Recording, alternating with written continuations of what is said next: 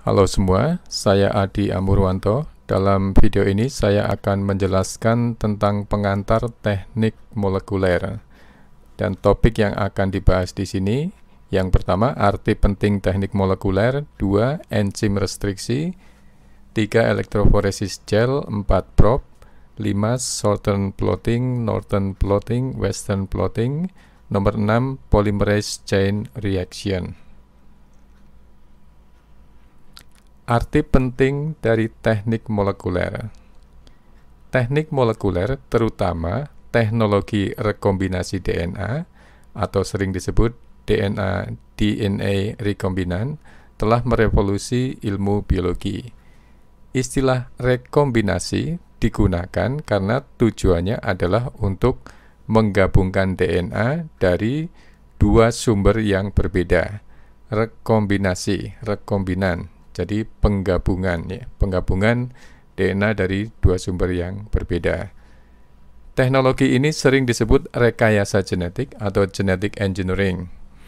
Teknik ini telah memberikan informasi baru tentang struktur dan fungsi gen dan merubah banyak konsep dasar genetika.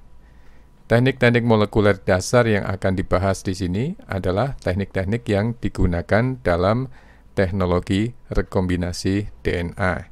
Jadi seperti dalam gambar, itu ada DNA sirkuler, biasanya plasmid yang digunakan di sini.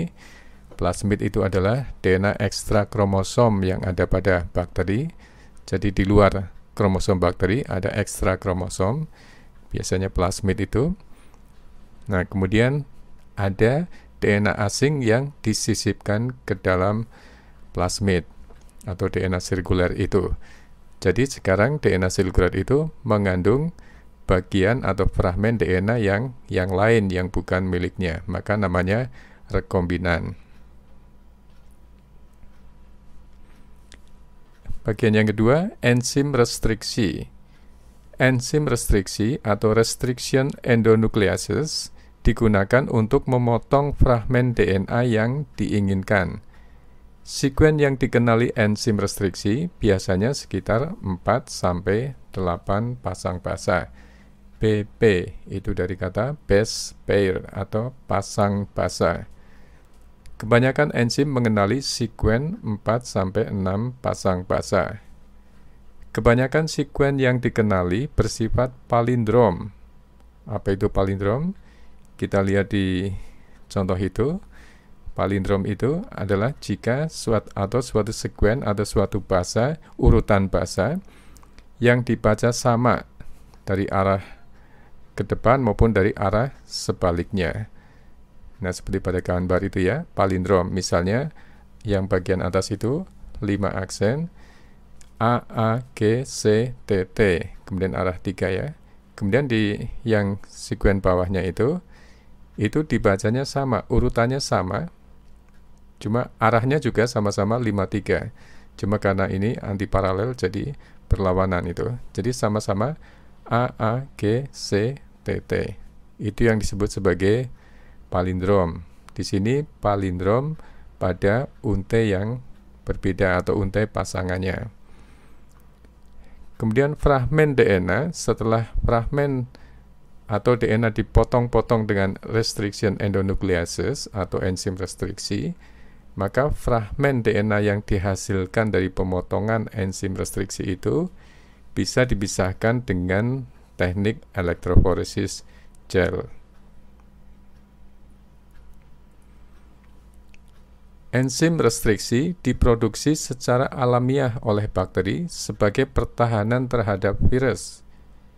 Bakteri melindungi DNA-nya sendiri dari enzim restriksi dengan cara memodifikasi sekuen pengenalannya, biasanya dengan menambahkan gugus metil ke DNA-nya. Jadi enzim restriksi digunakan untuk merusak atau memotong-motong DNA virus. Nah, supaya DNA-nya sendiri tidak ikut dipotong, maka DNA bakteri itu harus dimetilasi supaya tidak ikut dirusak atau dipotong-potong. Ada beberapa tipe enzim restriksi dan yang digunakan dalam teknik genetika molekuler adalah tipe 2 yang mengenali sekuen tertentu yang spesifik. Jadi ada beberapa tipe enzim restriksi. Nah, yang sering digunakan adalah tipe 2 dalam teknik genetika molekuler. Adalah tipe 2 yang mengenali sekuen tertentu. Jadi dia mengenali urutan basa tertentu atau spesifik dan memotong DNA pada tempat tertentu atau dekat dengan sisi pengenalan. Nah, kita lihat penamaan enzim restriksi sebagai berikut. Misalnya ini contohnya adalah EcoR1. Ya, EcoR1. 3 huruf pertama ECO itu mengacu ke Escherichia coli. Jadi huruf pertama E itu Escherichia, CO itu coli. Kemudian huruf yang keempat itu menunjuk kepada strain dari E. coli, yaitu strain RY13. Kemudian huruf yang kelima, ini nomor ya, ini nomor Romawi, penomoran Romawi, jadi 1 Romawi. Itu menunjukkan enzim yang berbeda, tapi terdapat pada spesies yang sama atau dihasilkan oleh spesies yang sama. Jadi nomor 1 itu biasanya yang pertama kali ditemukan. Jadi enzim restriksi yang pertama ditemukan di E. coli. Kemudian nanti ada nomor-nomor berikutnya tergantung penemuan berikutnya. Ini contoh enzim restriksi HIN3. HIN3 tadi ya, 3 huruf pertama HIN, H dari Haemophilus, kemudian influenzae, jadi Haemophilus influenzae. Nah, ini contohnya, ini memotong tulang punggung gula fosfat. Jadi tulang punggung gula fosfat itu dipotong. Nah, HIN3 ini mengenali urutan tertentu, dan urutan basa-basa tertentu yang urutan pendek yang dikenali adalah ini, arah 53 AAGCTT. Kemudian yang di bawah juga palindrom ya, dibaca terbalik sama ya, AAGCTT. Jadi dibolak-balik pembacaannya sama. Nah, bagian yang dipotong adalah diantara adenin dan adenin. AA dipotong, nah itu akan menghasilkan fragmen dengan ujung untai pendek yang menggantung, overhang, yang disebut ujung lengket atau kohesif atau sticky end. Kita lihat hasilnya di bawah, hasil setelah dipotong oleh enzim restriksi. Kita lihat pada masing-masing potongan itu bagian ujungnya tidak berpasangan. Bagian ujungnya ada sedikit yang tidak berpasangan, yaitu AGCT, itu tidak ada pasangannya. Nah, itu yang disebut overhang. Ya. Nah, ujung yang overhang ini biasanya lengket, sifatnya lengket atau kohesif atau sticky end.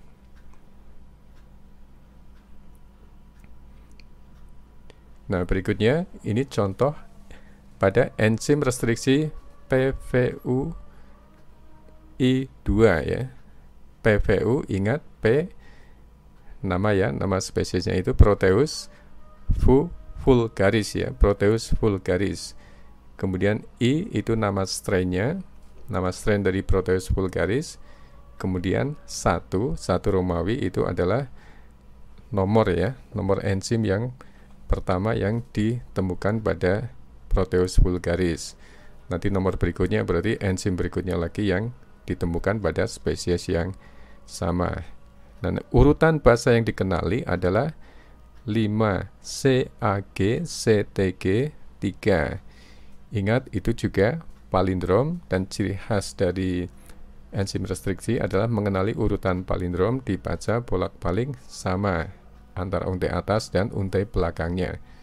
Nah, kalau tadi sebelumnya kita bicara ujung yang kohesif atau sticky, nah sekarang kita lihat di sini memotong pada antara G dan C. Antara G dan C menghasilkan ujung yang tumpul. Kita lihat, nah yang dimaksud dengan ujung yang tumpul, nah itu ujung yang seperti itu. Kemudian contoh enzim restriksi lainnya yang menghasilkan fragmen DNA dengan ujung kohesif yaitu BAM-H1. BAM itu B. Bacillus amyloliquefaciens. Hanya itu nama strainnya ya tadi ya. Jadi strain dari spesies itu, kemudian 1 Romawi berarti dia yang ditemukan nomor berapa ya yang ditemukan. Nah, contoh yang berikutnya Echo R1. Echo tadi sudah ya, Escherichia coli. Nah, R-nya itu adalah strain-nya, nama strain dari E. coli. Nah, 1 dan 2 itu menunjukkan bahwa 1 itu enzim restriksi yang pertama ditemukan di E. coli, kemudian berikutnya yang nomor 2 berarti ditemukan lagi enzim restriksi lainnya tapi pada E. coli juga.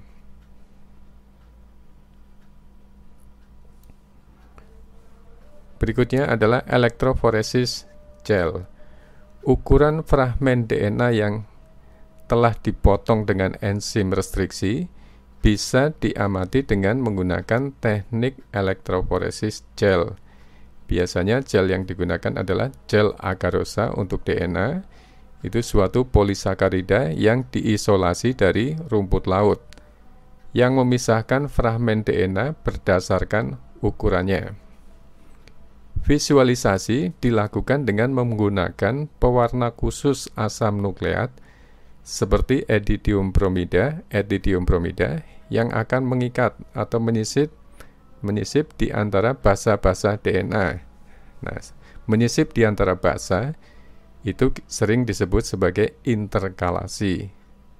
Dan pita fragmen DNA akan terlihat jika terkena cahaya UV.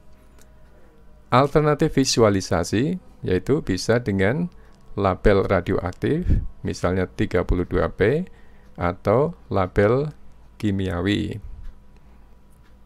Teknik elektroforesis, teknik gel elektroforesis, itu menggunakan arus listrik.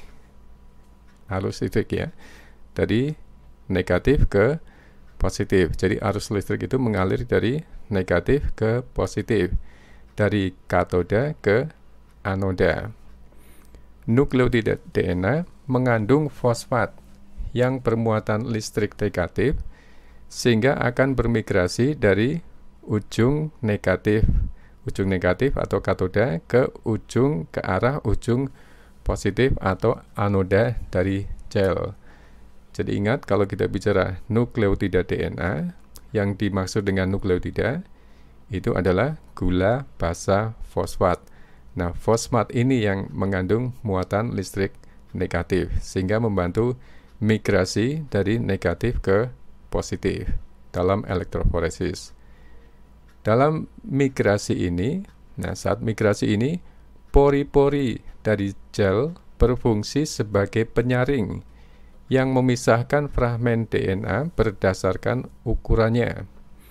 Jadi ukurannya pada saat migrasi itu dipisahkan berdasarkan ukurannya karena melewati pori-pori gel yang dengan pori-pori yang sudah ditentukan. Fragmen DNA yang kecil akan bermigrasi lebih cepat daripada fragmen DNA yang besar.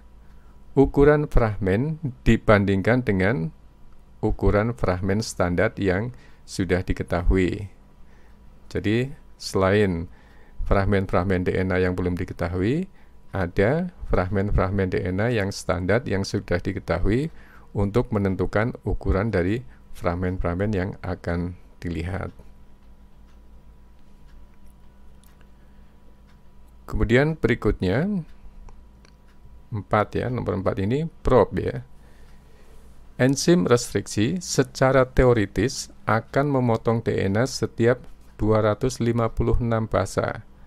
256 basa. Kalau yang dipotong plasmid ya, itu tadi DNA ekstra nuklear, ekstra kromosom yang terdapat pada bakteri. Jadi di luar kromosom bakteri itu ada ekstra kromosom yang namanya plasmid. Itu ukurannya kecil. Fragmen yang dihasilkan juga sedikit. Karena kecil, hasil pemotongannya juga sedikit. Nah, sekarang pada genom manusia, genom manusia itu jauh lebih besar, menghasilkan fragmen yang sangat banyak. Nah, ini kalau di running di gel elektroforesis, itu akan menghasilkan smear, ya, smear, pitanya smear, gandeng gitu ya. Biasanya hanya sedikit fragmen yang dibutuhkan dalam penelitian. Dari sekian banyak fragmen-fragmen DNA itu, nah itu sebenarnya biasanya hanya 1 atau 2 atau beberapa yang dibutuhkan dalam penelitian. Nah, untuk melacak beberapa 1, 2 atau 3 atau beberapa fragmen yang diinginkan itu digunakan probe, ya. Probe itu untuk melacak.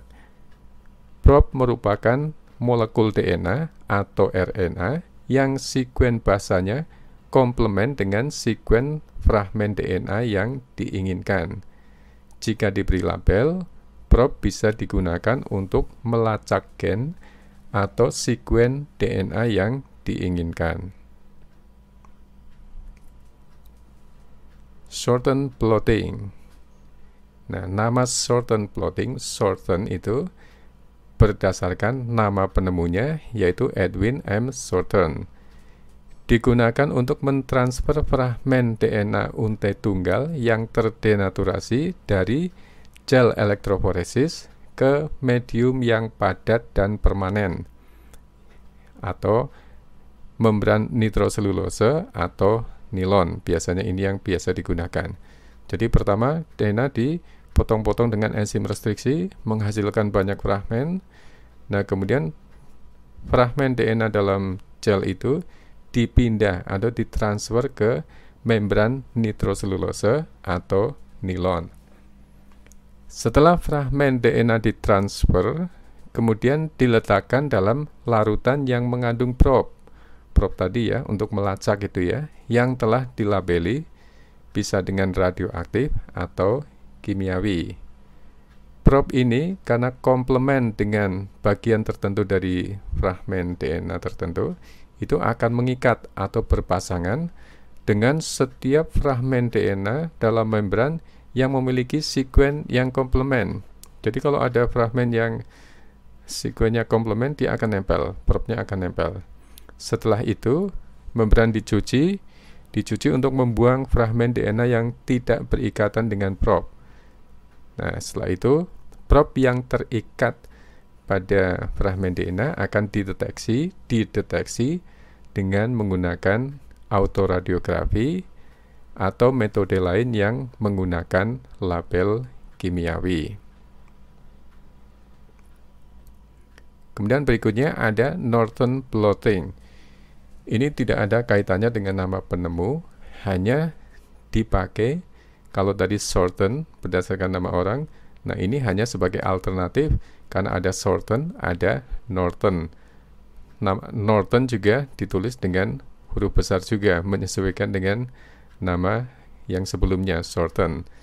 Hanya bedanya kalau Shorten itu untuk DNA, jadi transfer DNA dari gel ke membran, maka kalau Norton plotting itu adalah transfer RNA dari gel ke membran. Ini juga untuk menentukan ukuran molekul DNA tertentu.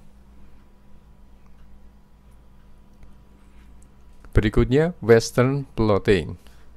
Jadi ada Shorten untuk DNA, Norton untuk RNA, kemudian ada Western plotting. Kalau Western plotting ini adalah untuk transfer protein dari gel ke membran. Probe yang digunakan biasanya adalah antibody. Jadi ingat, ada antigen, ada antibody. Jadi biasanya antigen itu berupa protein asing yang masuk ke dalam tubuh. Ini biasanya ya, ada antigen masuk, kemudian tubuh akan memproduksi antibody.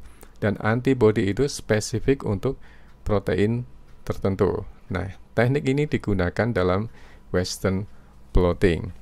Jadi probe yang digunakan adalah antibody untuk mendeteksi protein-protein yang tertentu dan untuk menentukan ukuran protein tertentu dan pola ekspresi protein.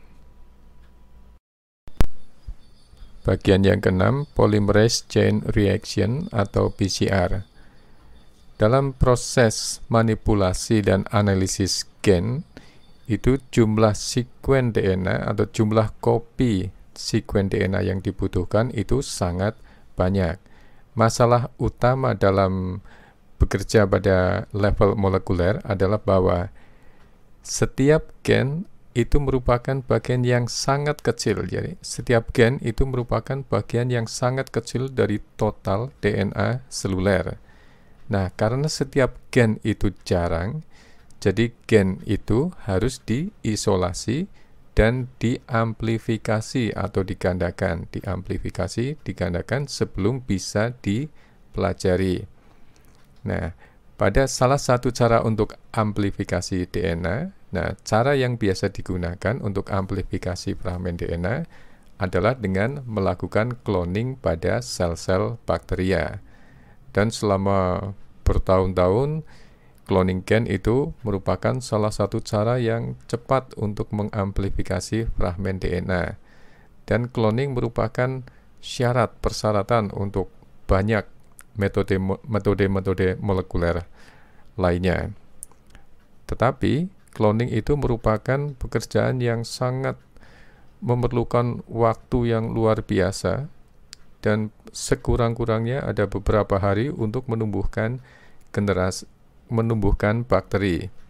Nah, untungnya saat ini ada teknik yang namanya polymerase chain reactions. Nah, teknik PCR ini membuat amplifikasi atau penggandaan fragmen pendek DNA menjadi mungkin tanpa harus melakukan cloning. Tetapi cloning masih tetap banyak digunakan untuk mengamplifikasi fragmen DNA yang besar. Jadi PCR biasanya untuk fragmen DNA yang pendek, sementara untuk fragmen DNA yang besar itu menggunakan cloning. Jadi untuk keperluan sekuensis DNA dan manipulasi DNA lainnya. Nah, kemudian kita lihat PCR atau polymerase chain reaction itu pertama kali dikembangkan oleh Karimulis ya pada tahun 1983. Nah, teknik ini memungkinkan fragmen DNA diamplifikasi sebanyak miliaran kali jumlah kopinya itu hanya dalam beberapa jam saja.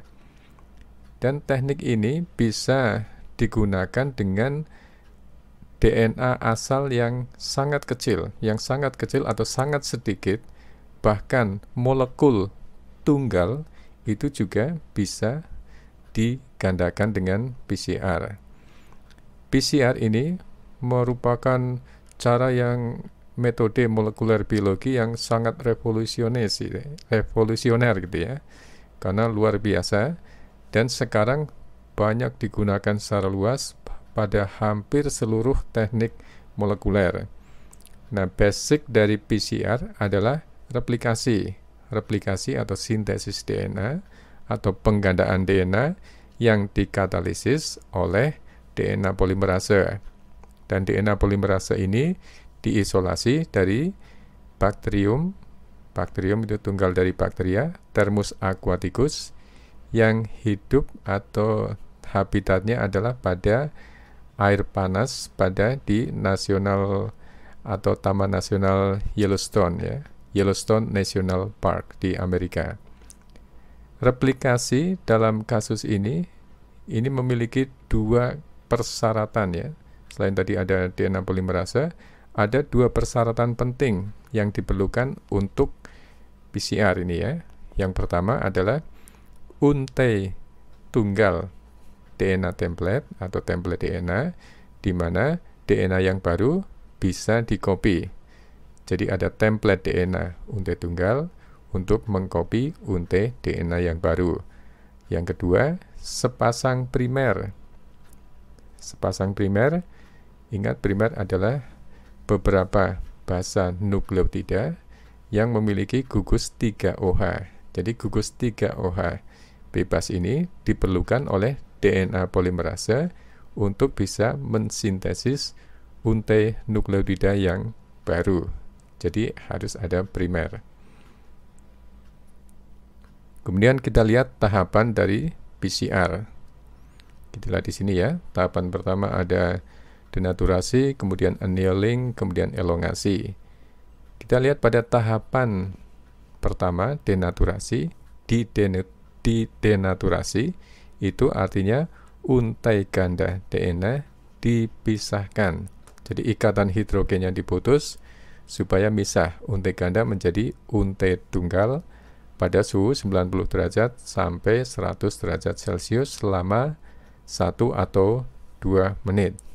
Kemudian tahapan berikutnya annealing, itu DNA secara cepat didinginkan pada suhu 30 derajat sampai 65 derajat untuk memungkinkan primer tadi ya, yang merupakan urutan basa untai, basa-basa pendek tadi ya, untuk menempel pada sekuen yang komplement. Jadi primer annealing itu primer menempel pada template DNA. Kemudian bagian yang ketiga, elongasi atau pemanjangan. Ini larutan dipanaskan lagi sampai 60 sampai 70 derajat. Nah, kemudian DNA polimerase akan mensintesis untai DNA yang baru, ya, disintesis untai DNA yang baru menghasilkan untai ganda DNA, 2 untai ganda DNA yang baru, molekul DNA untai ganda yang baru, 2 molekul DNA untai ganda yang baru. Nah, proses ini, siklus ini, 1, 2, 3 ini diulang-ulang. Nah, setiap kali ulangan atau setiap kali siklus diulang, jumlah target DNA-nya akan berlipat jadi 2 kalinya. Jadi 2, 4, 8, dan seterusnya. Sehingga dalam tempo singkat bisa tersedia jumlah fragmen DNA dalam jumlah yang luar biasa banyak. Nah, berikutnya kita lihat keterbatasan PCR. Jadi PCR pun memiliki keterbatasan karena pertama perlu pengetahuan sebagian sekuen DNA target untuk membentuk primer. Ingat tadi persyaratan yang penting dari PCR adalah kebutuhan primer. Primer itu komplement dengan bagian tertentu dari sekuen target. Jadi untuk bisa menyediakan primer, jadi harus punya pengetahuan sebagian sekuen DNA target, ya, supaya bisa membentuk primer.